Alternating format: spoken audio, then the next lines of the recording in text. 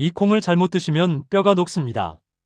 아니, 녹는다는 표현이 과하다고요? 30년 넘게 중년 이후 영양과 노화를 연구해온 박사 김도연입니다. 제가 오늘 이 이야기를 꺼내는 이유가 있어요. 최근 들어 병아리콩이 뼈 건강에 좋다는 말이 퍼지면서 무작정 많이 드시는 분들이 부쩍 늘었거든요. 그런데 정작 제가 만나본 분들 중에는 병아리콩을 열심히 챙겨 드셨는데도 무릎이 더 뻣뻣해지고 계단 오를 때 숨이 차고 속이 더부룩해졌다고 호소하시는 분들이 많았습니다. 왜 그럴까요? 문제는 병아리콩 자체가 아니에요. 먹는 방식이 완전히 틀어져 있었던 겁니다. 불리는 시간이 짧거나 덜 익혀서 드시거나 양 조절 없이 밥처럼 퍼드시거나 엉뚱한 음식과 함께 먹어서 영양궁합이 꼬여버린 거예요. 그래서 오늘은 병아리콩을 뼈와 혈관에 진짜 약이 되게 만드는 황금 조합을 알려드리려고 합니다. 그리고 대부분이 모르고 저지르는 치명적인 실수 6가지도 낱낱이 짚어드릴게요. 이걸 모르고 계속 드시면 건강식이 오히려 독이 될 수 있습니다. 마지막에는 오늘 저녁부터 바로 따라할 수 있는 구체적인 섭취법까지 정리해드리겠습니다. 끝까지 보시면 내일 아침부터 병아리콩 먹는 방식이 완전히 달라지실 거예요. 여러분은 지금 병아리콩을 어떤 방식으로 드시고 계신가요? 불리는 시간은 몇 시간인지 댓글로 한번 알려주세요. 며칠 전 68세 이경숙 님이 제게 이런 이야기를 하셨어요. 건강을 챙기려고 병아리콩을 삶아서 밥처럼 한 그릇씩 드셨는데 어느 날부터 속이 더부룩하고 가스가 차서 밤에 잠을 설치셨다는 겁니다.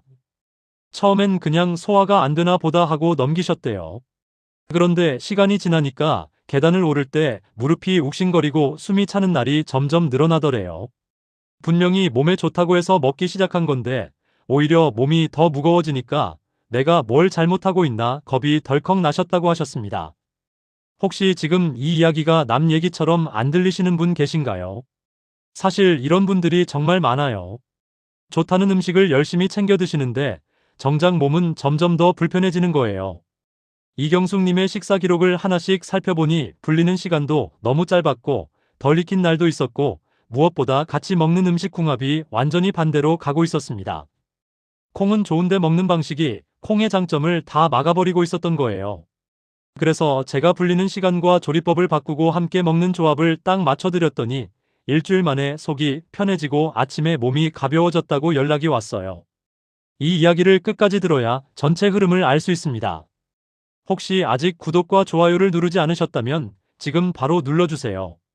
이 채널은 여러분의 건강한 노년을 응원합니다. 끝까지 보시면 왜 지금 당장 여러분의 작은 습관을 바꿔야 하는지 분명하게 깨닫게 되실 거예요.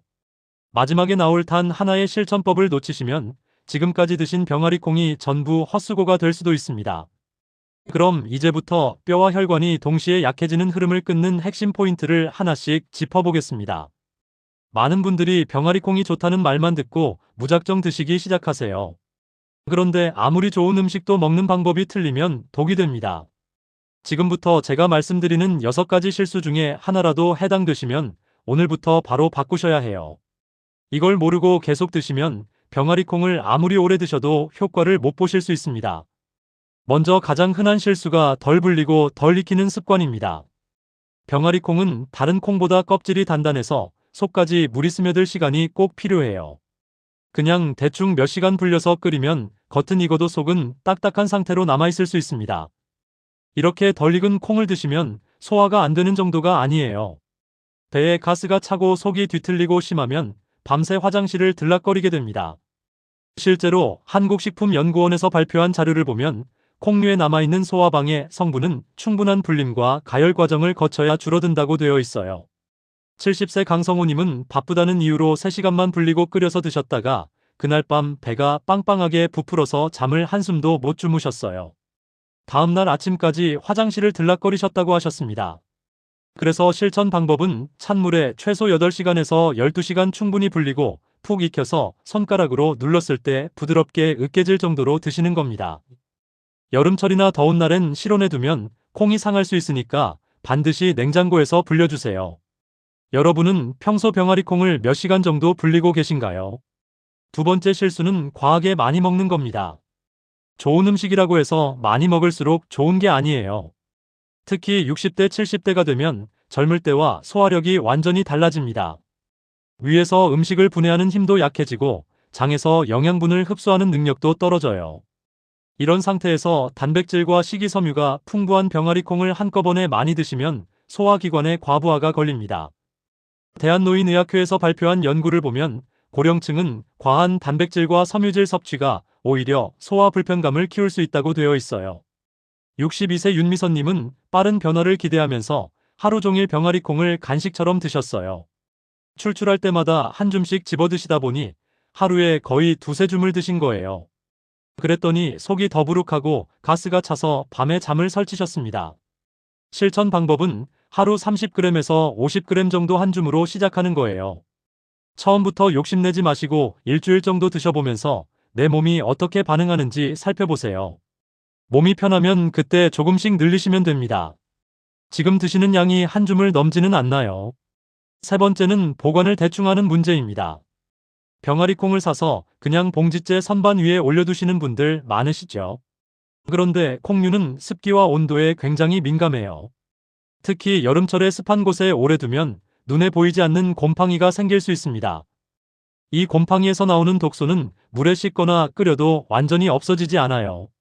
식품의약품안전처 자료를 보면 곡류와 콩류는 습기와 온도에 따라 곰팡이 독소 위험이 올라갈 수 있어서 보관 관리가 매우 중요하다고 되어 있습니다. 69세 장미자님은 작년에 사둔 병아리콩을 오래 꺼내서 씻어서 끓여 드셨다가 속이 완전히 뒤집혔어요. 구토 증상까지 있으셨고 며칠간 컨디션이 크게 떨어지셨습니다. 실천 방법은 건조한 밀폐 용기에 보관하고 여름철엔 냉장이나 냉동을 활용하는 겁니다. 그리고 꺼내실 때 냄새를 한번 맡아보세요. 냄새가 이상하거나 색이 변했으면 미련 없이 버리셔야 합니다. 혹시 집에 한 달 이상 묵은 병아리콩이 있으신가요? 네 번째 실수는 과자나 스낵 형태를 건강식으로 착각하는 것입니다. 요즘 마트나 편의점에 가면 병아리콩 과자나 병아리콩 칩이 많이 나와 있어요.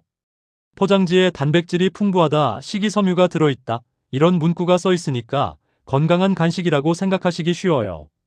그런데 이런 가공식품은 만드는 과정에서 기름에 튀기거나 소금으로 간을 하는 경우가 대부분입니다. 결국 나트륨과 지방 함량이 확 올라가는 거예요. 한국영양학회 자료를 보면 가공 간식류는 나트륨과 지방이 높아질 수 있어서 혈압 관리가 필요한 분들에겐 주의가 필요하다고 되어 있습니다. 71세 송진호님은 병아리콩칩을 건강 간식이라고 생각하시고 매일 한 봉지씩 드셨어요. 그랬더니 얼굴이 붓고 두근거림이 늘어나셨습니다. 성분표를 확인해보니 나트륨이 한 봉지에 거의 하루 권장량의 절반 가까이 들어있었어요. 실천 방법은 가공식품 대신 삶은 병아리콩이나 직접 만든 샐러드 수프처럼 원형에 가까운 방식으로 드시는 겁니다. 과자 형태로 드실 때는 반드시 포장지 뒷면에서 나트륨과 지방 함량을 확인하세요. 병아리콩을 과자로 드신 적 있으신가요? 다섯 번째는 철분과 칼슘 흡수를 방해하는 조합을 만드는 실수입니다. 병아리콩에는 철분과 칼슘, 마그네슘 같은 좋은 미네랄이 들어있어요. 그런데 이런 영양소들은 단독으로 움직이지 않습니다. 함께 먹는 음식에 따라 흡수율이 완전히 달라져요. 예를 들어 철분은 비타민C와 함께 먹으면 흡수가 잘 되는데 카페인이나 탄닌 성분과 함께 먹으면 흡수가 방해를 받습니다. 서울대학교 식품영양학과 연구팀 자료를 보면 미네랄 흡수는 함께 먹는 식품과 위장 상태에 따라 크게 달라진다고 되어 있어요. 66세 오정임님은 병아리콩을 꼬박꼬박 챙겨 드시는데도 늘 피곤하고 어지러운 느낌이 남아있으셨어요. 확인해보니 병아리콩을 드실 때마다 녹차나 커피를 함께 드시고 계셨습니다. 철분 흡수를 돕는 비타민C 식품은 전혀 안 드시고 오히려 방해하는 음료를 같이 드신 거예요.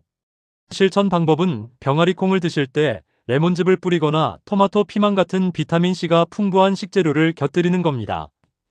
그리고 식사 직후 30분 정도는 커피나 녹차를 피해주세요. 위장이 민감하신 분은 생채소를 한꺼번에 많이 올리지 말고 살짝 익혀서 드시는 게 좋습니다. 병아리콩을 드실 때 비타민C 식품을 같이 드시고 계신가요? 여섯 번째는 내 몸 상태를 무시하는 것입니다. 아무리 좋은 음식이라도 모든 사람에게 다 좋은 건 아니에요. 특히 신장 기능이 약하신 분은 콩류의 단백질과 칼륨이 부담이 될 수 있고 통풍 경향이 있으신 분은 퓨린 성분이 신경 쓰일 수 있습니다. 위장이 예민하신 분은 아무리 잘 익혀도 가스가 차거나 속이 불편해질 수 있어요. 대한내과학회 자료를 보면 기저질환이 있는 분들은 콩류 섭취 방식에 더 조심이 필요하다고 되어 있습니다. 68세 백성진님은 평소 위장이 예민한 편이셨는데도 병아리 콩이 좋다는 말만 듣고 매일 많은 양을 드셨어요. 일주일 만에 속이 늘 더부룩하고 컨디션이 뚝 떨어지셨습니다. 실천 방법은 처음에는 아주 적은 양부터 시작하고 드신 뒤에 몸이 어떻게 반응하는지 살펴보는 겁니다. 속이 불편하거나 두근거림이 느껴지면 일단 중단하고 점검하세요. 기존에 관리 중인 질환이 있으신 분은 전문가 상담 후에 섭취량을 조절하시는 게 안전합니다. 드신 뒤에 속 불편이나 두근거림이 느껴진 적이 있으신가요? 이제부터는 반대로 병아리 콩을 뼈와 혈관에 진짜 힘이 되게 만드는 황금 조합과 섭취법을 확장해서 정리해드리겠습니다.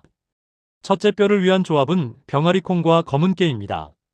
추가 정보로 병아리 콩은 마그네슘과 식물성 단백질을, 검은 깨는 칼슘과 좋은 지방을 함께 가져갑니다. 주의사항은 검은 깨는 곱게 갈아야 소화가 편하다는 점이에요. 실천 방법은 삶은 병아리 콩을 으깨어 검은 깨가루를 섞고 아침 한 숟갈씩 올리는 겁니다. 질문이에요. 우유나 칼슘만 챙기고 계시진 않나요? 둘째, 혈관을 위한 조합은 병아리 콩과 시금치입니다. 추가 정보로 콩의 철분은 흡수에 도움이 필요할 때가 있어요. 주의사항은 시금치는 위장이 예민하면 살짝 데쳐 드시는 게 좋습니다. 실천 방법은 병아리 콩과 시금치를 국이나 볶음으로 묶어주 2회부터 시작하는 겁니다. 질문입니다. 평소 어지럼하거나 숨이 찬 날이 잦으신가요? 셋째, 장을 위한 조합은 병아리 콩과 플레인 요거트입니다. 추가 정보로 병아리 콩의 식이섬유는 장내 유익균 먹이가 되고 요거트는 균 자체를 보태는 방식이라 조합이 좋아요. 주의사항은 당이 들어간 요거트는 피하는 게 안전합니다. 실천 방법은 삶은 병아리 콩에 플레인 요거트를 올리고 베리류를 조금 얹어 아침에 드시는 겁니다. 질문이에요. 변비나 복부 팽만감이 자주 있으신가요? 넷째, 불리는 시간은 하룻밤이 기본입니다. 추가 정보로 불림은 단순히 부드럽게 만드는 과정이 아니라 몸이 편하게 받아들이게 만드는 준비 단계예요. 주의사항은 실온에서 오래 두면 쉬기 쉽습니다. 실천 방법은 전날 밤 냉장고에서 불려 아침에 바로 조리하는 거예요. 질문입니다. 귀찮아서 불림을 건너뛰고 계시진 않나요? 다섯째, 푹 익히는 게 핵심입니다. 추가 정보로 속까지 익어야 부담이 줄고 영양 활용이 쉬워집니다. 주의사항은 설익은 콩은 속 불편을 만들 수 있어요. 실천 방법은 일반 냄비라면 충분히 시간을 주고 가능하면 압력 조리를 활용하는 겁니다. 질문이에요. 콩알을 눌렀을 때 부드럽게 으깨지나요? 여섯째, 비타민C를 곁들이는 습관을 만드세요. 추가 정보로 레몬즙, 토마토, 피망 같은 식재료가 도움이 될 수 있습니다. 주의사항은 위가 약하면 산이 강한 재료를 과하게 쓰지 마세요. 실천 방법은 샐러드에 레몬즙을 살짝 더하거나 수프에 토마토를 함께 넣는 겁니다. 질문입니다. 콩만 단독으로 드시는 날이 많으신가요? 일곱째, 하루 한 줌 원칙을 지키세요. 추가 정보로 적정량이 유지되어야 꾸준히 갈 수 있습니다. 주의사항은 처음부터 욕심내면 중간에 포기하게 됩니다. 실천 방법은 주 3회 소량으로 시작해 몸이 편하면 매일로 조절하는 거예요. 질문이에요. 드시고 나서 속이 편안한 쪽으로 조절해 보셨나요? 여덟째, 지겹지 않게 메뉴를 돌리세요. 추가 정보로 같은 재료도 형태가 바뀌면 지속력이 확 올라갑니다. 주의사항은 소금과 기름을 과하게 쓰지 않는 거예요. 실천 방법은 샐러드, 수프, 으깬 콩 무침, 채소와 함께한 따뜻한 한 그릇으로 번갈아 드시는 겁니다. 질문입니다. 여러분은 샐러드가 편하신가요? 따뜻한 수프가 편하신가요? 이제 마지막으로 오늘 내용을 한 번에 정리하고 당장 오늘부터 시작할 단 하나의 실천을 제안드리겠습니다.